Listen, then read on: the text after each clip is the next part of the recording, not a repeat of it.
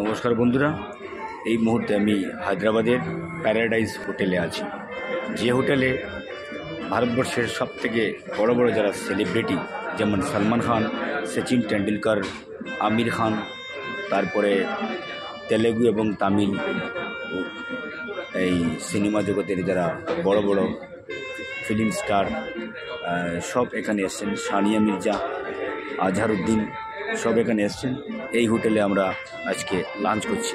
আপনাদেরকে আমি দেখিয়ে দিচ্ছি যে হোটেলে সাউথের যেগুলো নামি দামি সিনেমা হিরো এসে ডিনার করেন, লাঞ্চ করেন, সেই হোটেলে আমিও আজকে 8ই জানুয়ারি 2024 ইংরেজি এই হোটেলে লাঞ্চ করছি। এই হোটেলে এসছেন সলমান খান, সচিন টেন্ডুলকর, আমির খান, সানিয়া মির্জা এবং সাউথ ইন্ডিয়ান যত নামি দামি সিনেমা জগতের হিরোইন রয়েছেন, সবাই এসছেন। আপনাদেরকে আমি দেখাচ্ছি ভিডিওর মাধ্যমে।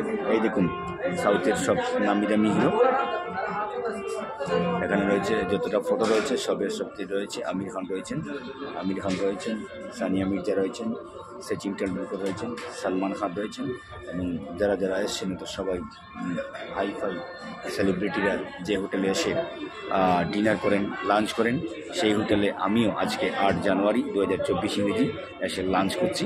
এত সুন্দর প্যারাডাইজ হোটেল হায়দ্রাবাদ, যে হোটেলে সিনেমা জগতের, সেলিব্রিটি জগতের বড় বড় স্টাররা যারা আসে।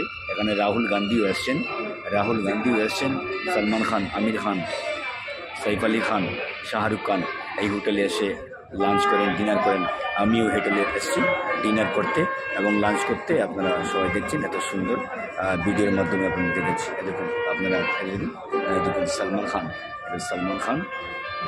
খান, সচিন টেন্ডুলকর, তারপরে আপনার রয়েছে সিনেমা জগতে এবং রয়েছেন আমির খান এবং সানিয়া মির্জা এবং কত নামি দামি যারা ফিল্ম স্টার যারা রয়েছেন।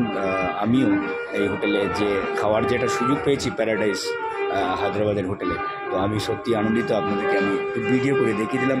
আপনারা আমার বরাকের প্রতিভা পেজ এবং বরাকের প্রতিভা ইউটিউব চ্যানেল আপনারা অবশ্যই সাবস্ক্রাইব করে সবাইকে দেখিয়ে দেওয়ার সুযোগ করে দেবেন। আপনাদের কাছে বিনীত অনুরোধ আমি অবশ্যই করছি।